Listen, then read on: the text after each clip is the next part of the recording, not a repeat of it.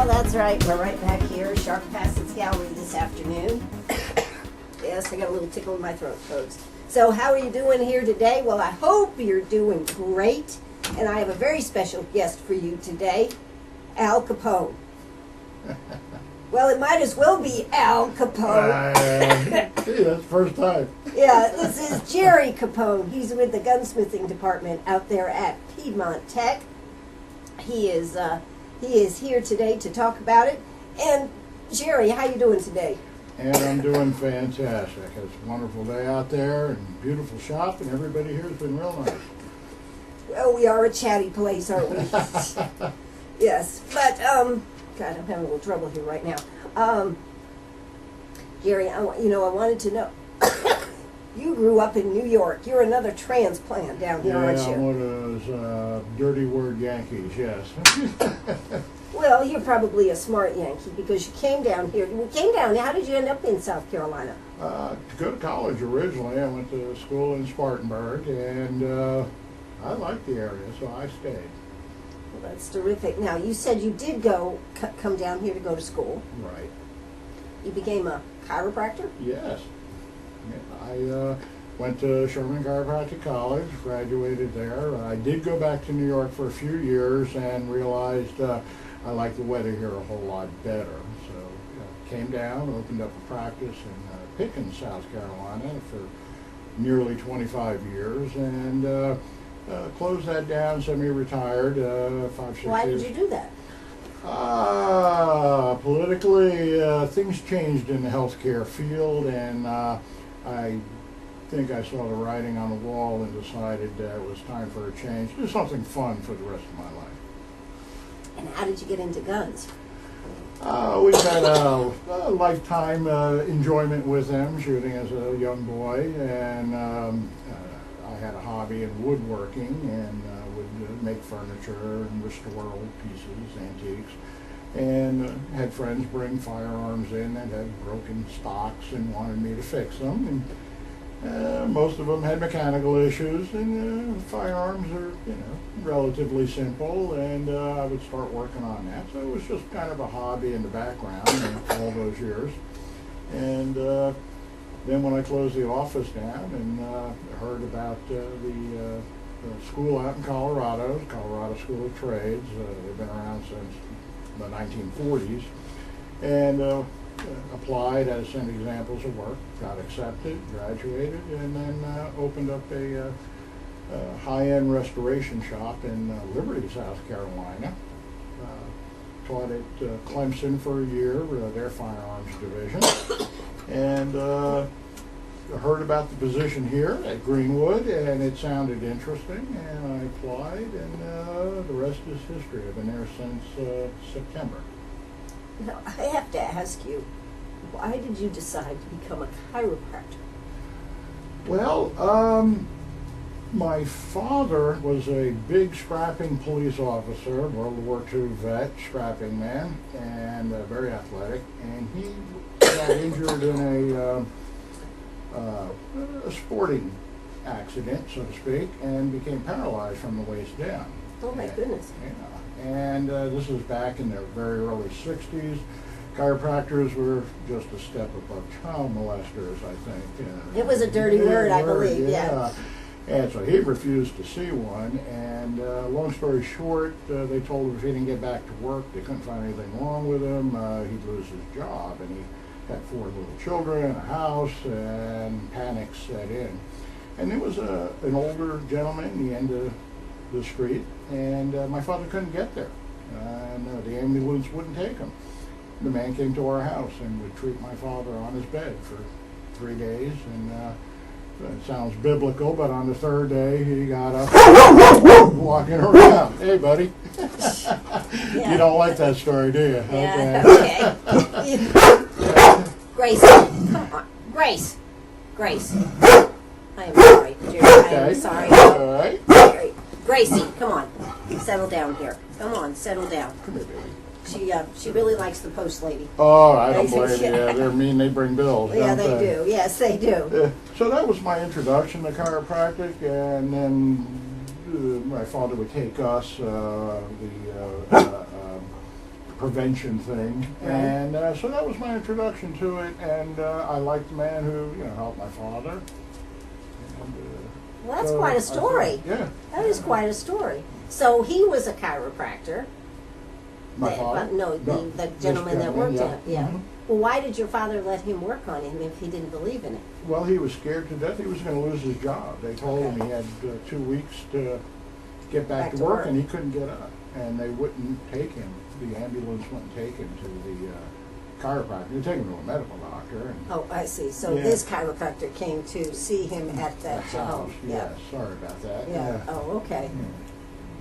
So did you continue to talk to this chiropractor after Oh, your yeah. dad He was? actually, when I went through, I finished 2 years of college, and he asked me what I was going to do, and I really still wasn't sure. I didn't think I could be a chiropractor, and I was the first one in my family to go to college, and he invited me to it was like an open house they have once a year in Spartanburg for the prospective students.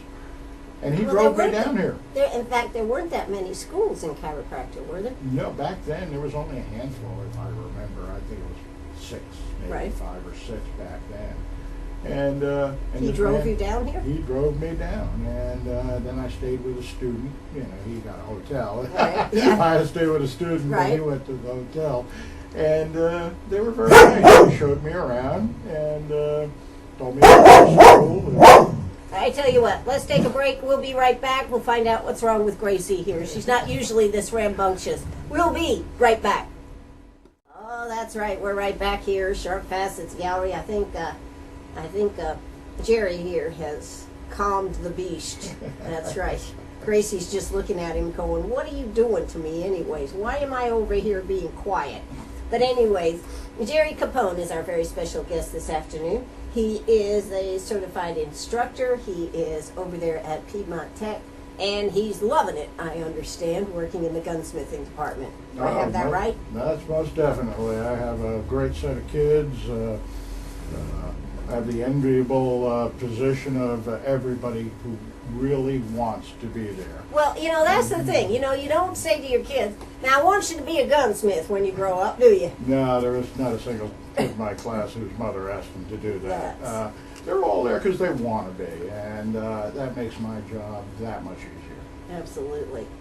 Well, you were telling us, so you rode down here from New York to South Carolina to go and visit this open house at the Sherman Chiropractic Center in Right. Spartanburg, right up the road from us. You were telling me off the air that you actually had a health problem that wasn't getting better with traditional medicine. That's correct. And what happened? Well, it was I was losing my hearing, and they tried everything. And, keep in mind this is the mid-60s. Right. And nothing was working traditionally. And with my father getting better, he made us all go.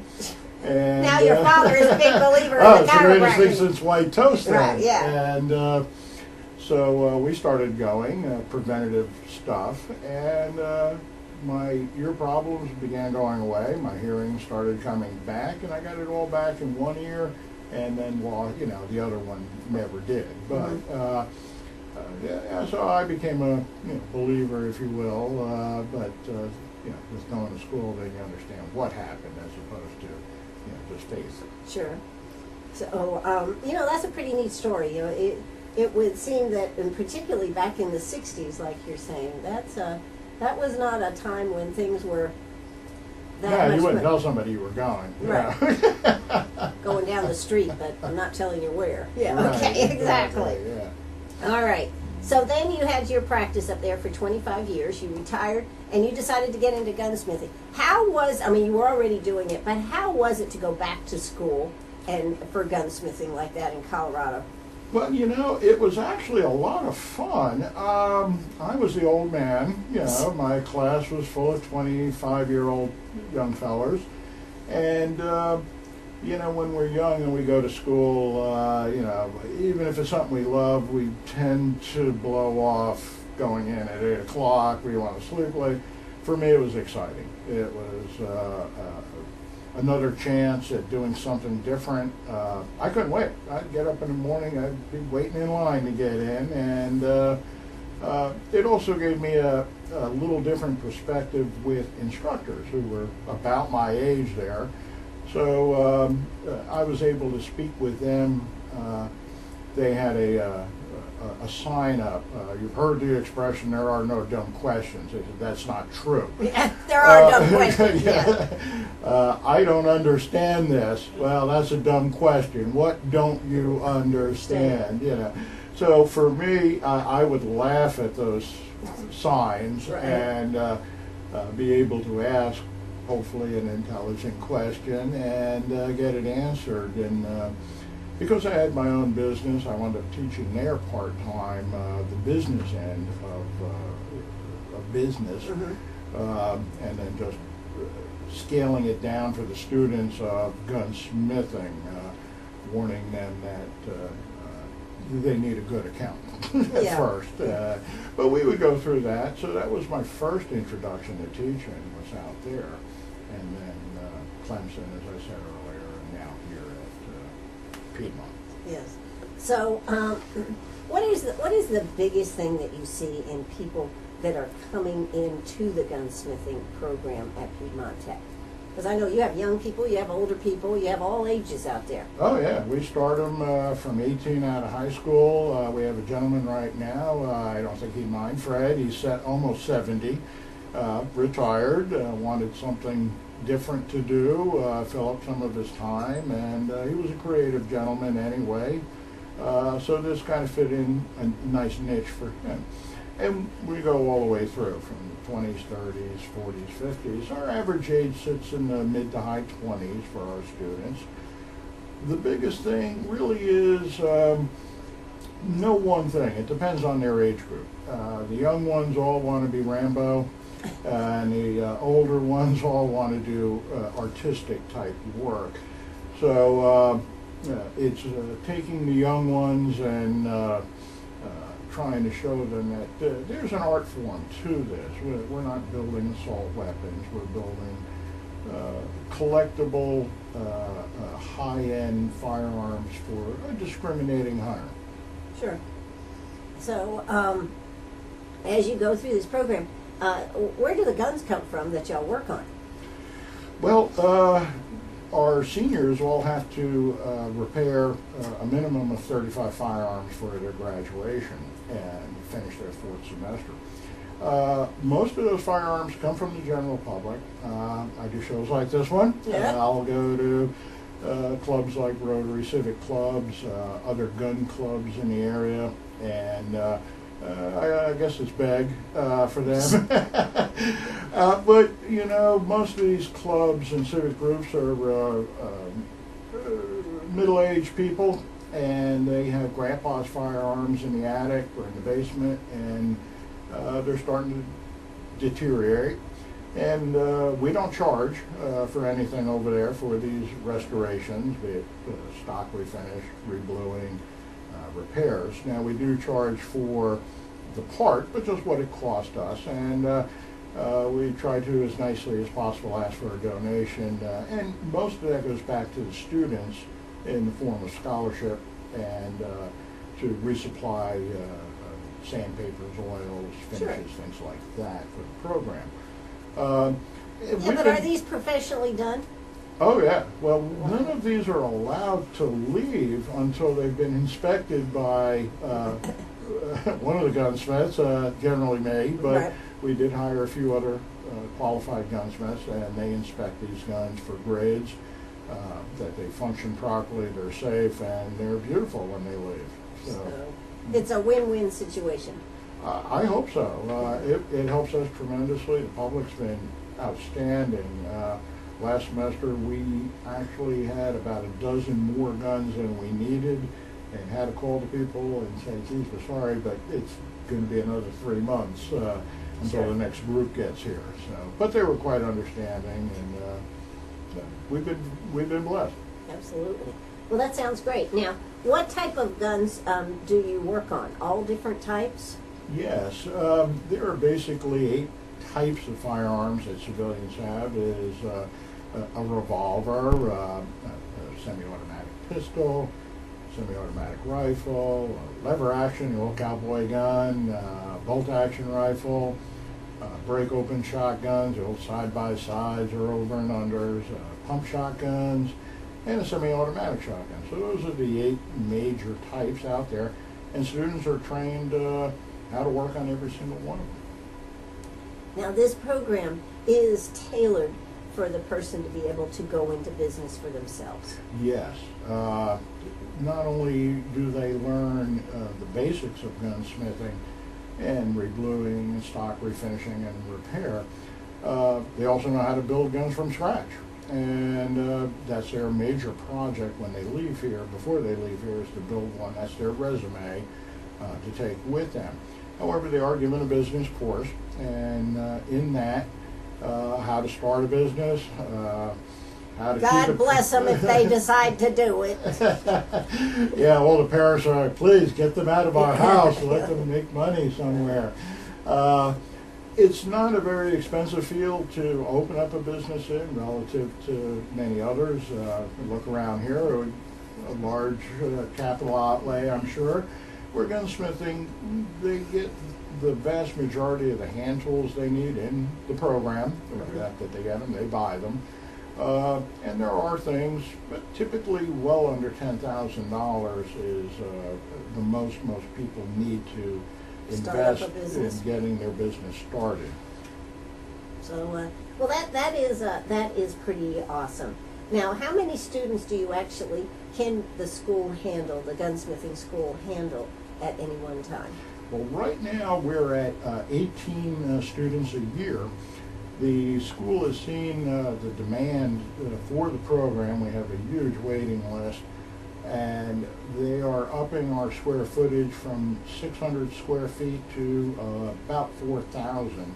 600 to 4,000, that's a big increase. Well, I asked for 8 to 10,000, that we could handle that, and we have the demand for it, but it takes time, and the school's been tremendous in helping us achieve this goal. They're getting us more room, and they're working on it pretty much every week. There's an update on our advancement within the college of how many more students we could take. At that point, we should be doing about 72 students a year. Wow, that's a big increase, yeah. Yeah, from 18.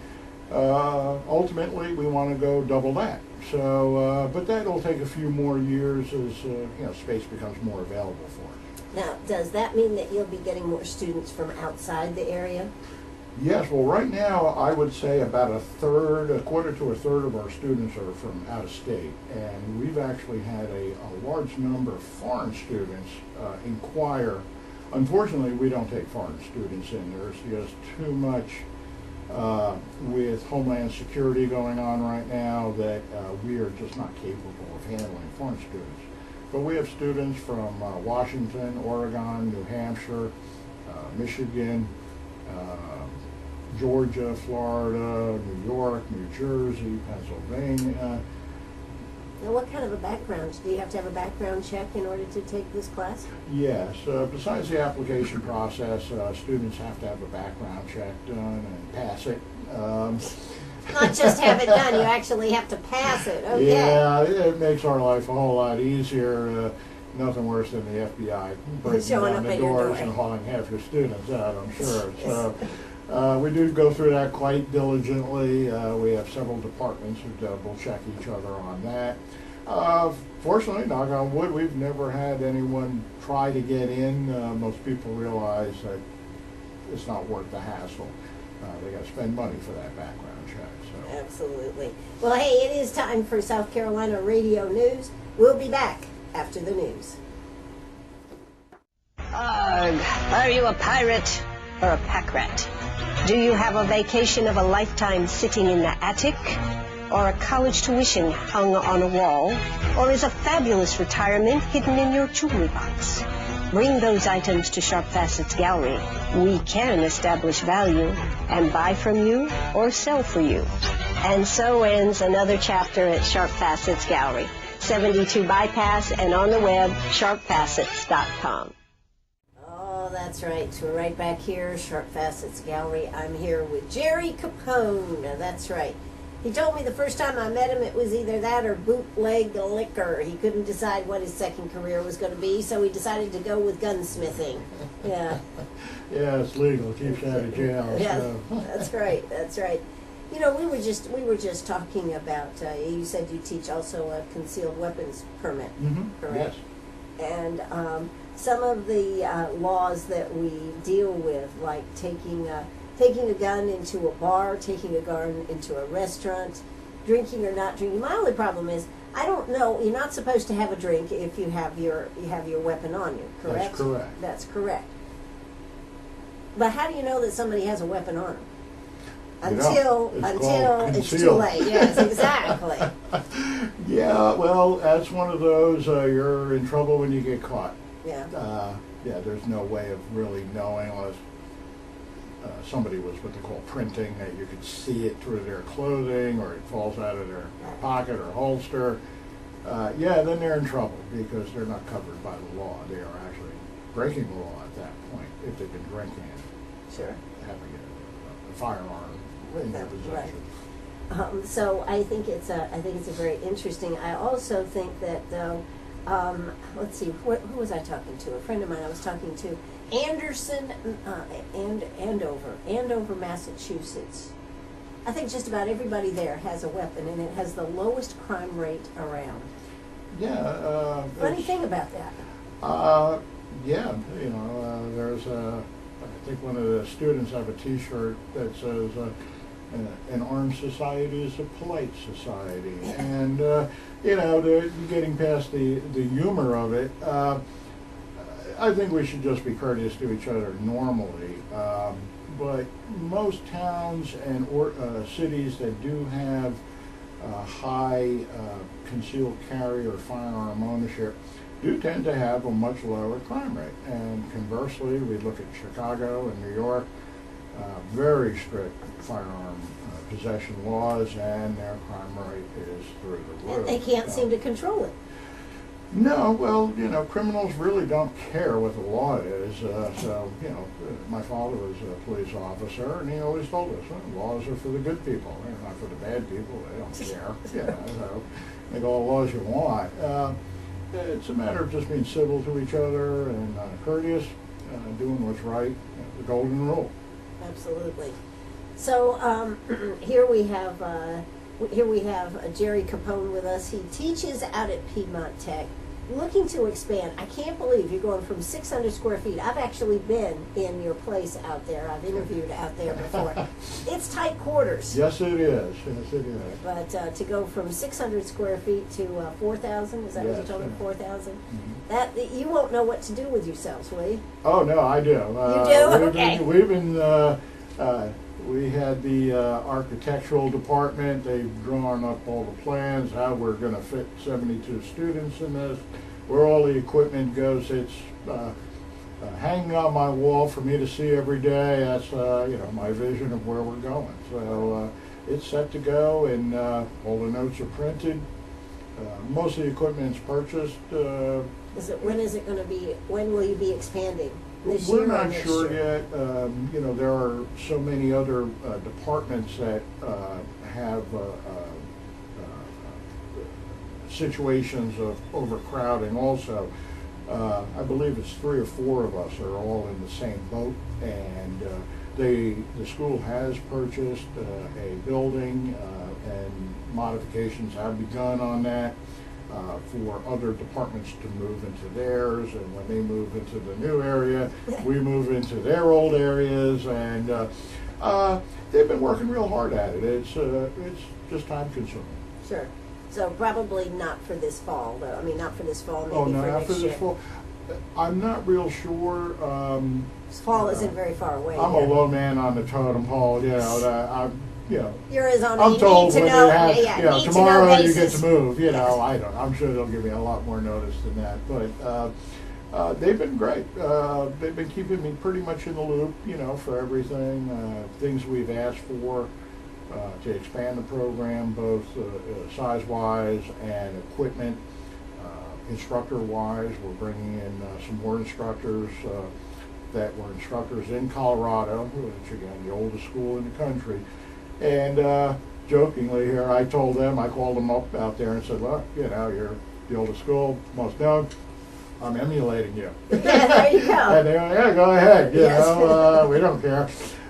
So we've actually managed to bring one, and maybe in the future a second instructor from out there here. So plus the But instructors we don't have already pot have. smoking here in South Carolina. No, we don't, and you know, that's an odd situation out there because state law is state law. They Right. can do as they please. However, federal law is federal law, and federal law says when you go to buy a firearm, there's a little box there that says, do you use illegal substances? And they're not talking state law, they're talking federal. So if you check off, yes, I do, you are not allowed to own a gun. If you check off, no, you've committed a felony by lying on a federal form. Wow. So they're in a kind of an odd situation. That's a conundrum. Yeah. Now, the people I know out there, I'm sure they have a beer on occasion, but I'm pretty positive none of them are, you know, pot smokers. But Yeah, I would be interested to know what has that pot had any effect on what is happening in Colorado with their guns and everything? I'm not No, they're all sure. happy out there, so Yeah, nobody carries a gun, and they're all. Last Yeah. I checked, they're having some kind of love-in or something, Okay. but I'm not positive. I was just curious because that's a interesting, but I didn't realize on a federal form, you know, on that federal form, how you could get yourself kind of tied up there. Yeah. Yeah. So, yeah, I don't know what people do out there. That's why I live in South Carolina. It makes more sense. Yeah, exactly. All right. Well, how long is the program out there at Piedmont Tech? It's a 2-year certificate program. We actually do this year-round. So students who start can finish in 15 months. We don't take a summer break. We go straight through. But it's still 4 semesters. They go between 3 and 4 days a week, depends on what semester they're in. Normally we start at 8 morning, go to 4 in the afternoon, and yeah, we're slave drivers. We make them work the whole time. That's good. That's good. Now, how about the possibilities of opening up your own business, working for somebody else? Not in the near future. I am so tied up. No, I expanding this program. meant for somebody that's taking the Oh. course, going out and going into business and being successful, or somebody coming out of this program and finding a job working for somebody. Oh, sure. Well, one of the reasons I've been told that the course was even started here was the political climate, especially in the Northeast, where all the major manufacturers got their start. Go back in history, everybody started every industry in the Northeast. Right. And as the country expanded, you know, certain ones moved. But all the biggies, be it Colt, Remington, Ithaca, Marlin, Winchester, they all started up north. And the political climate has driven them out of there, and our politicians, you know, gave good incentives for them to come here. Sure. And it is my understanding we have about 12 major manufacturers in South Carolina, and we have them in Georgia, Tennessee, North Carolina now. And one of their big concerns was skilled labor. So that was one of the main reasons for starting the program here. And that's part of my job, is going to these companies saying, hey, we got skilled students here ready to work for you. And they love it. I meet with them once a year with an advisory panel and ask them, you know, first tell them what we're doing, show them our program, and ask for their input, what they would like to see. And so far, they've been happy with what we have. So that's not to say that we won't change the program in the future, but right now we seem to be satisfying industry's needs. Oh, that's terrific. Well, we are here with Jerry Capone. Hey, if you got a question for him, give us a call, 229-7984. That's 229-7984. Give us a call. We'll be right back. Oh, that's right. We're right back here. Sharp Facets Gallery. We are talking to Jerry Capone. He is the head of the gunsmithing department out there at Piedmont Tech, looking to expand the program. Now, how many people do you have on your waiting list? I believe about 180. Wow, Yeah. that's a lot. Yeah. I mean, we're not talking 5 or 6 or 20 here. We're talking a big list. Yes, and this is, we've had lots of meetings of what we're going to do, and the school has come through with, we're going to give you more room, and more instructors, and more equipment, and, satisfy that need. Well, that's terrific. Now, in the program, I think one of the points you try to make is that you do classic gunsmithing. Right. We're not doing 3D printers. No. Would that work? Not really. Plastic, when a bullet goes off, it's a lot of pressure and a lot of heat. Yeah, you can make a plastic gun that fires once, Okay. and then it melts. Maybe in the future they can come up with better plastics, but for right now, that's not possible. No. Well, all right. So the 3D. Then what was the big deal? Why did they get so incensed about it out there in the marketplace? Oh, I think that's politics.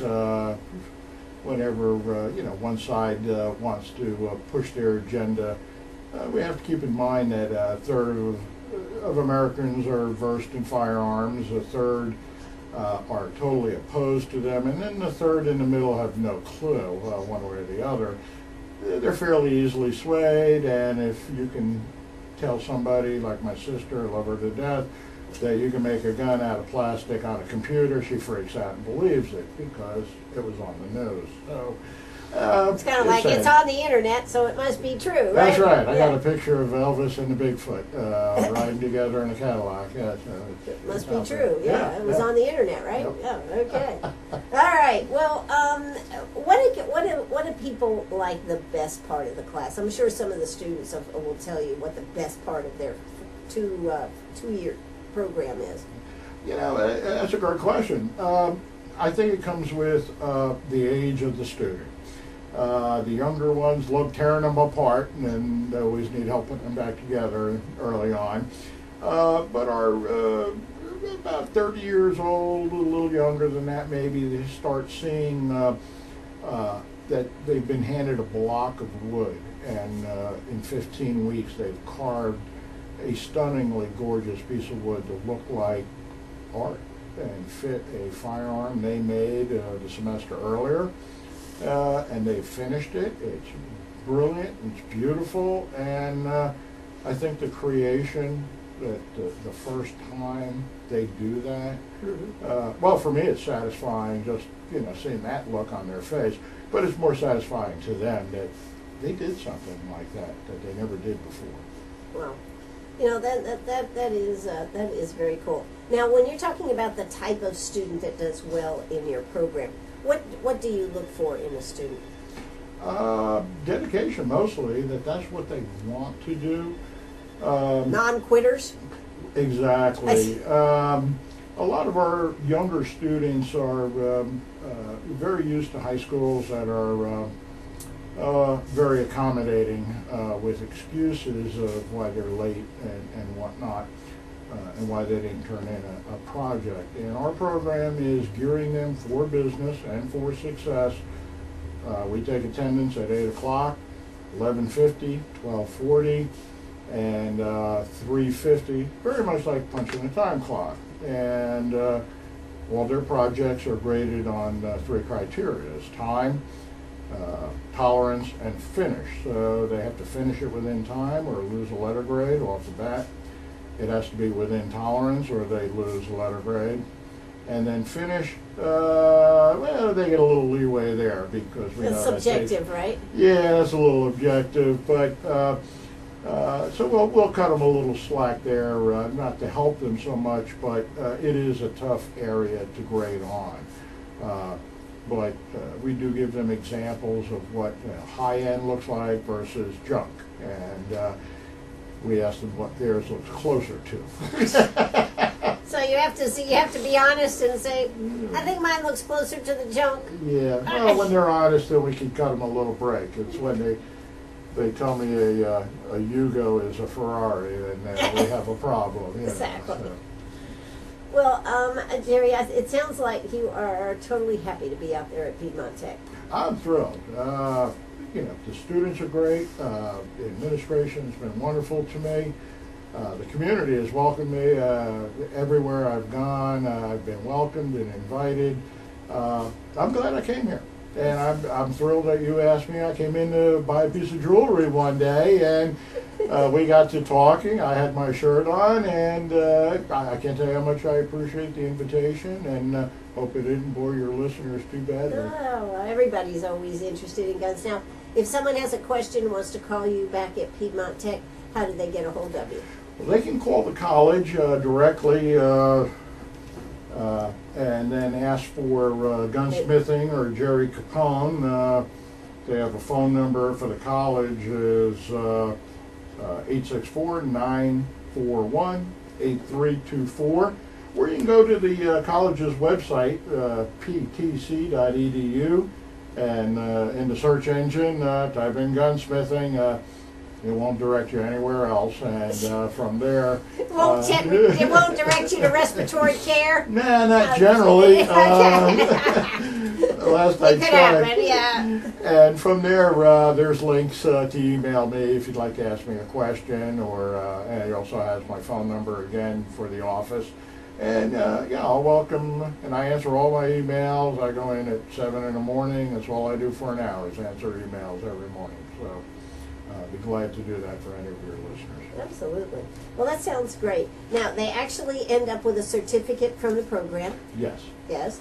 And what does that certificate tell somebody? Well, with major employers, we, along with the certificate, I send a letter along with it explaining what that certificate encompasses, how many contact hours that student has completed, and the coursework with the projects that were required in each one of those courses. Gunsmithing is unique in that we do not have a national federation that says you need to go to school for 20 years to be a doctor. You know, it's most of them are privately owned. We're only one of two, I believe, that are public institutions. So there is no national standards, though we contact with all the major companies to give them what our standards are so that they're aware of it and what our certificate equates to within those standards. And they're quite happy with that. So there are all kinds of ways that you can go out and become successful. You just need to get out there and do it and come out and see. Now, will you be starting a new group this fall? Yes. Yes. Mm-hmm. Yeah, we have 18 students starting from all over the country. Okay. So you are filled at this moment. Right. I believe they're looking at summer 2015 as the next possible opening, and that's admissions. Nobody hold me to this. Don't call me saying you said on the air there's an open. I don't know. Admissions handles all that for me. It's just overwhelming. I'm a gunsmith, not an administrator, so please bear with them. They're kind, wonderful people who will do everything to help you. That's right.